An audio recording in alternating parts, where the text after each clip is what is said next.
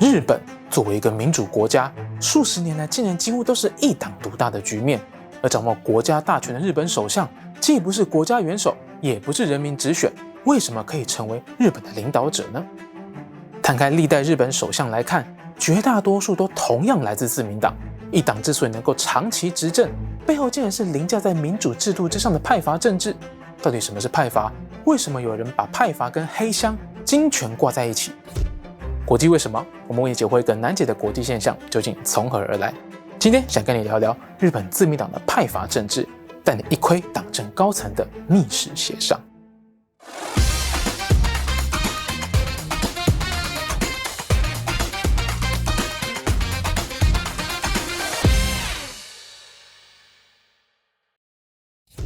今天我们会从日本政坛、派阀由来、黑金政治未来发展，带你一窥日本神秘的派阀政治。第一段来谈首相权力有多大，懒人包带你一次看懂日本政坛。看到这里也提醒大家，如果你喜欢我们的频道，记得按下订阅哦。只要有在关注国际新闻，一定会常常听到日本首相出现在新闻里，像是大家耳熟能详的安倍晋三，或者去年选上的石破茂。不过日本首相到底是怎么选出来的？跟我们的总统哪里不一样？为什么安倍晋三可以当将近9年，但有人短短54天就下台了呢？这一切现象的背后，其实是带有密室政治色彩的派阀文化所产生的结果。不过在切入正题之前，先让我们用关键字懒人包的方式来帮大家快速简介日本政治的运作模式。首先，我们帮大家整理的第一个关键字就是内阁制。这里为了让大家更容易理解，我们用台湾的制度来做对比。我们的国家元首是民选的总统，行政首长是总统任命的行政院长，也就是双首长制，或者有些人会称为半总统制。不过日本的国家元首是天皇，而首相是日本的行政首长，也就是说日本首相就相当于台湾的行政院长。但因为天皇没有实权，也没有经过选举的洗礼，所以权力都在首相身上，他才是实际代表日本政府的掌权者，也就是所谓的内阁制。行政院长是总统任命，那日本首相是怎么选出来的呢？这里就要提到第二个关键字，国会。日本的国会分成参议院跟众议院，首相按照宪法规定要分别由国会2院从国会议员之中推选而产生，所以通常都是国会多数党的领袖当选，而天皇只是象征性的按照国会选举的结果任命日本首相。看到这里，相信有人已经发现问题了。日本国会有2院，如果2个国会的多数党不一样，推选不同的人当首相，该怎么办？这里就要特别提到，依照日本宪法规定，众议院地位比参议院高，一旦发生国会2院推选结果不一致，要以众议院的结果为优先。虽然名义上所有的国会议员都能够被选为首相，但因为主要权力在众议院，所以2战之后，日本的历任首相全部都出身众议院。也正因为众议院的选举结果决定谁是执政者，所以日本的众议院选举就相当于台湾的总统大选，虽然是选国会议员，但也会决定未来由谁执政。既然是国会多数党选出的首相，那日本首相任期应该都很长咯。在这里我们要点出第3个有点颠覆这个概念的关键字，也就是提前下台。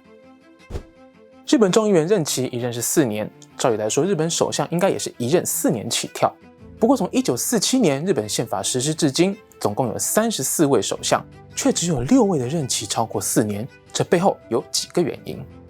宪法有给首相一个特权，可以随时解散众议院进行大选，而主动解散国会的原因很多，有时候是为了要推动重大政策，需要藉由重新大选，让民意决定国政方向。如果胜选当然可以继续当首相，但有些首相在大选后却没能续任，任期也就随之中断。再来就是国会发动的内阁不信任案，也就是我们常听到的倒阁案，如果通过了，也有可能导致首相提前下台。另外是来自执政党内部的原因，如果首相民调太低，或是推出太有争议的政策，甚至是丑闻，党内的各种派系就会想把自家的党领袖拉下台。既然多数党领袖换人，为了负起政治责任，通常会连首相职位一起辞掉，这也会让首相做不满4年就下台。说到这里，来帮大家总结一下懒人包的3个关键字，包括内阁制、国会、提前下台，都跟法律制度的运作有关。不过各位有没有发现，刚才第3个关键字提到首相下台的原因，有一个竟然是政党内部的派系斗争，既不是国家法律，也不是民意决定，就可以把执政的首相给换掉。而这个看似违背民主精神的现象，就是我们接下来要谈深深影响日本政局，而且带有黑箱、密室，甚至是金权政治色彩的自民党派阀，如何在数十年的时间里撼动日本政局。自民党能一党独大，原来是跟派阀政治有关吗？这一段我们要来谈的是首相说换就换，派阀为何是党中之党。目前日本国会里面有非常多的政党，例如立宪民主党、日本维新会、国民民主党、共产党等等。但比起这些在野政党，对日本政治有最重大影响的政党，就是现在执政的自民党。要了解自民党的重要性，就一定要从派阀文化开始说起。派阀这个名词对台湾来说比较陌生，而且也没有可以直接类比的制度。为了方便大家理解，虽然性质不完全相同，但大家可以把自民党派阀用台湾民进党党内派系，例如新潮流、正国会这样的逻辑来理解，也就是在党内有相同立场的人会聚集在一起行动。而日本自民党之所以会出现派阀文化，就要从它成立的1955年开始说起。1955年，日本政党势力大分裂，众议院选举选出一个四分五裂的国会，没有政党过半。结果在那一年，左派的社会党重新合并统一，右派的自由党跟民主党感受到来自社会党团结的政治压力，也宣布合并，组成自由民主党，也就是今天的自民党。所以自民党本身就是一部拼装车，为了对抗左派政党，这些右派人士只不过是共用自由民主党这块招牌。实际上各方人马的目标都不一样，有相同利益的人会组织派阀，而派阀的人数跟动向就会决定领导自民党的党魁由谁出任，而自民党把党魁称为党总裁。自民党总裁选举原则上由自民党现任的国会议员选出，党员或基层的选票比重不高，也因为自民党长期执政，当选为党总裁就等于当选为日本首相，所以派阀人数越多，影响力就越大。派阀之间为了抢夺总裁宝座，明争暗斗的激烈程度远远高于朝野两大党之间的对决，派阀可以说是党中之党。所以派阀的主要功能就是在党总裁选举发挥人数的力量，还可以参与内阁阁员的职位分配，而更重要的金钱利益，让我们到后面再来重点说明。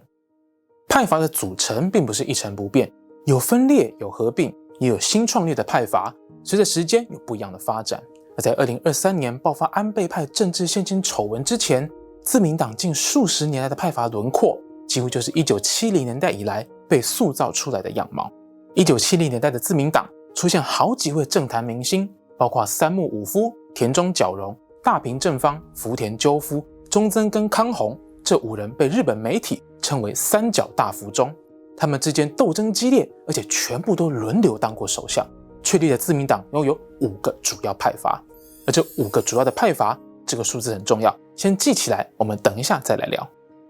从这个脉络来看，派阀几乎是写进自民党的基因里。比起推选出一位高人气的政治明星，自民党更习惯于选出能保持派系平衡、均匀分配利益的人来当首相，以维持政权稳定为最大考量。由于每个派阀都能取得利益，也都有机会轮流当首相，当党内的斗争结束后，自民党面对在野党就会立场一致，反而对整体政局创造了一种稳定。而这个稳定感让自民党从1955年执政后长达38年都是执政党，主要对手社会党则长期都是在野党，两党的朝野地位就被日本学者称为55年体制。不过这看似极为稳定又不可动摇的派阀政治，曾经被重重打击过，不但瓦解了运作38年的55年体制，还促成自民党执政后的第一次政党轮替，就是1993年宫泽喜一倒阁案。1993年，自民党内派阀斗争激烈，在政治风暴中心的人是首相宫泽喜一。当时席次比较少的在野党以政治改革法案推动不利为理由，向国会提出倒阁案，结果发生了没有人想到的一幕，也就是好几位参与派阀斗争的自民党国会议员竟然投下赞成票，让倒阁案过关，导致宫泽喜一下台。顺带一提，现任首相石破茂当时也是赞成倒阁的自民党议员之一。这场惊人的倒阁案之后，自民党在国会大选落败，由在野8个政党组成联合内阁，瓦解了执政38年的自民党政权。自民党数十年来靠着派阀稳坐政权，但这次历史性的政党轮替，竟然是自民党派阀参一脚的结果，你说这讽不讽刺呢？接下来我们要为你揭开派阀能够在政坛屹立不摇的关键因素，来看看官僚与财团利益勾结，派阀政治有多黑箱。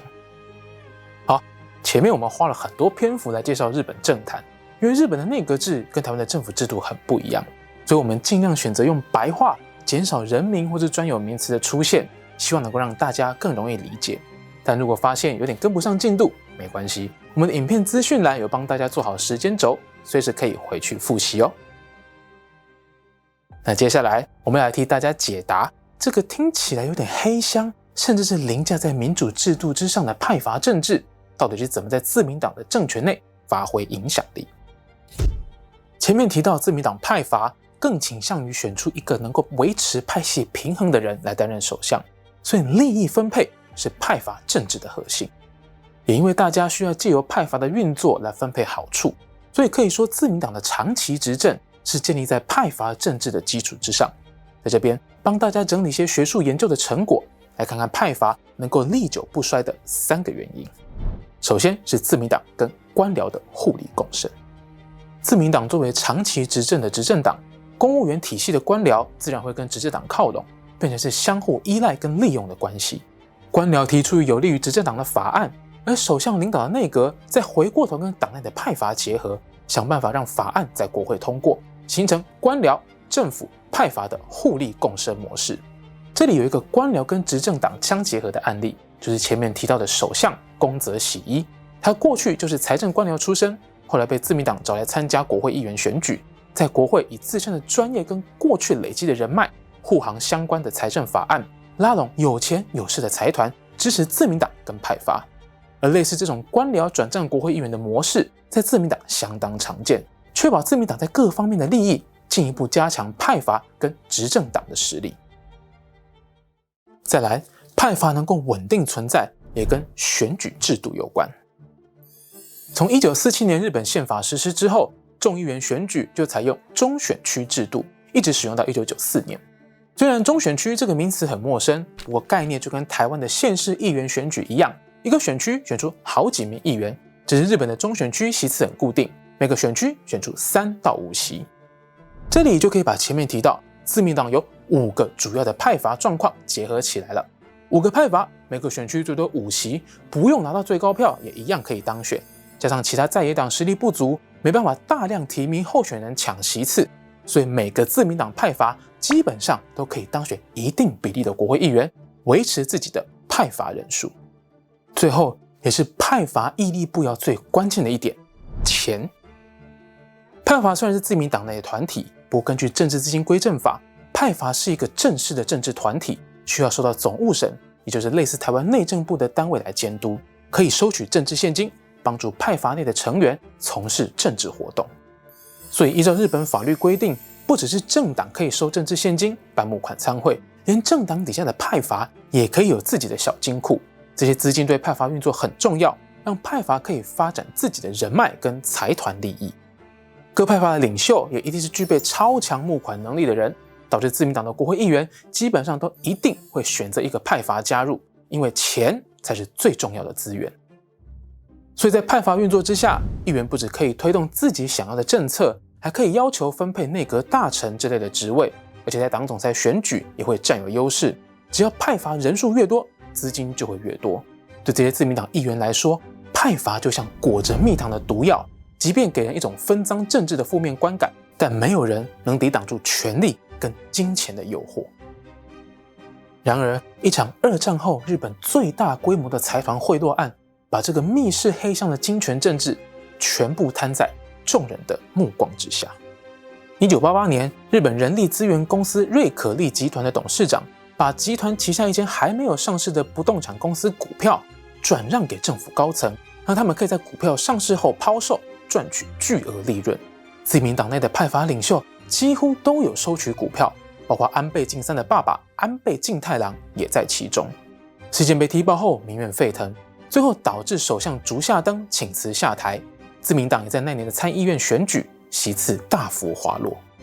由于各大派阀领袖都卷入这起瑞可利丑闻，对自民党内发起政治改革，要求解散派阀来挽回民众信任。不过，如前面所说，派阀是自民党创党时就存在的文化，数十年来就是依靠派阀在运作党务，加上没有其他的替代选项，导致派阀几年后又再次死灰复燃。直到2023年安倍派的政治献金丑闻之后，才又再度出现解散派阀的声音。派阀丑闻连环爆，日本选民是否还愿意支持自民党？安倍晋三去世后，派阀政治有可能被打破吗？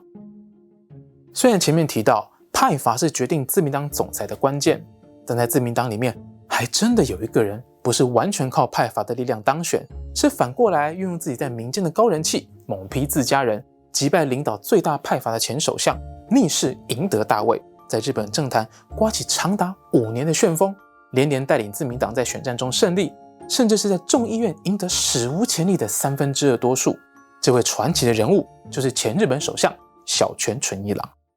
2001年的自民党总裁选举有4个人角逐，其中领导党内最大派阀桥本派的前首相桥本龙太郎是4人之中的领先者。不过其中一位候选人小泉纯一郎在全国各地演讲，喊出拆解自民党的口号，要对自民党展开政治改革，迅速获得民意的广泛支持。小泉的改革理念包括产业结构、财政划分跟社会保障，而这几个领域都是跟派阀有最直接利益关系的财团，等于是想从源头的金流砍断派阀的利益。但提出这种明显会得罪所有派阀的诉求，小泉到底是怎么选上的呢？由于在自民党总裁选举后不久就是日本参议院选举，自民党议员们反而不敢忽略民意，派阀也怕丢掉席次降低影响力，所以回过头来支持小泉，桥本龙太郎最终铩羽而归。但因为从官僚到派阀都有利益关系，背后的金流盘根错节。小泉虽然有试图修法改革，不过成效不佳，政治现金还是钻过法律漏洞，流入派阀的口袋里。選挙や地元の活動、その他支持者への活動に多額のお金が日本の政治はかかると。こういうことがやっぱりベースにあって、この政治資金の問題、仮に派閥がなくなったりしても、お金はいるということなんですよね、今のままだと。多分そのお金をもらう側には何にもタッチされてないの。そうするとまた違う方法でお金が必要になる。从上述的自民党历史来看，派阀始终是无法被忽视跟取代的角色。而派阀主导政局的模式，到2012年安倍晋三重新带领自民党上台执政后，再一次被发挥得淋漓尽致。从内阁阁员到党职安排，党内各派阀的领袖全部都有分到位置，政权进入相当稳定的状态，以至于到2018年，石破茂试图在党总裁选举挑战安倍，也以惨败收场。不过就在安倍晋三遇刺身亡之后，自民党的派阀政治就出现了不一样的转变。每个派阀都有正式的名称，但日本在习惯上会用当时的领袖来作为派阀的简称，所以安倍晋三在卸任首相之后，领导党内的最大派阀就被称为安倍派。不过在安倍身亡之后，安倍派一直没有选出新的领袖，还持续沿用安倍派的称呼。由于长期没有一个领导中心，管理过度松散，最后果然还是出了问题，就是2023年的安倍派政治献金丑闻，民怨重创自民党形象，导致党内派阀纷纷宣告解散。而就是在这样的背景下，过去在党内人缘不好、跟派阀沾不上边的石破茂，竟然意外在2024年选上自民党总裁。由于自民党总裁选举最主要是国会议员的选票，以往都很容易预测结果，因为只要派阀领袖表态支持谁，就可以依照各派阀的人数计算选票会怎么分布。但这次却是派阀宣告解散后第一次的党总裁选举，到底选票会怎么流动，没有人知道。石破茂经过2轮投票逆转胜出，日本媒体认为这虽然可以视为走出派阀政治的象征，但是在选举前还是有很多国会议员收到前派阀领袖的投票指示，而且根据日本媒体报道，前首相岸田文雄最后一刻决定动员原本岸田派的议员支持石破茂，所以石破茂的上台某种程度也是受到派阀支持的結果。而他到底能不能真的走出派阀的影响，还要取决于他未来的施政方式。石破茂さんですね、自民党の方々は、賢明な判断はしたと思います。一番出ている金権問題の追及にしても、いろんな経済的なことにしても、最も現実的で着実で、割と庶民に近い考え方をなさっていただけていると。結局なんか派閥政治みたいなところから、脱却するのであればそれでいいかなって思うんですけれど、石破さんのこれまでのキャリアとかっていうのを考えると、ちょっとやっぱりなんか日本の舵取りとしてどうなんだろうかなっていうところは正直あります。在1955年创党之初，自民党就是一部拼装车，各方人马的利益和目标都不一样。在这么复杂的组成下，派阀成为大家能够暂时妥协共存的润滑剂。不过没想到，日本战后迎来好几波高经济成长期，导致政党、官僚、财团的利益结构随着时间发展越来越牢固。也因为自民党派阀直接影响权力跟资金的分配，让党内的派阀斗争随时可以把首相换下来，成为一种类似政权轮替的行为。这也是为什么有很多学者把派阀视为党中之党的原因。誰もいない次がとかね。でも自民党が落ちることは考えられない。あるいはもしかしたら安全保障とかを考えると自民党以外には任せたら怖いっていうのもありますよね、国民の中に。あとは野党ができることです。大きな政権交代可能の大きな野党ができることが一番大事なことだと思います。そうでないともう自民党独裁になってしまう。听完这些介绍后，对日本自民党错综复杂的派阀政治，你有什么不一样的想法吗？国际为什么？我们下次见。这集影片在企划的时候正好是自民党总裁的选举，几乎所有的媒体都用意外来形容石破茂当选，因为这个跟党内派阀疏离的人，好几次挑战大位都落败，这次竟然在派阀解散的状况下胜出，可见自民党派阀对日本政治的影响有多深。而且我身边有很多朋友一直搞不懂什么是派阀，所以就想说借由这次的机会，好好介绍给大家。欢迎大家继续用 hashtag 琪琪跟你说来留言分享你的看法与想看的主题。喜欢的话，别忘了按下你的赞与订阅。最后要大大感谢每位付费支持我们的频道会员，特别是每位干爹干妈等级的会员，有你们的支持，可以让我们走得更远。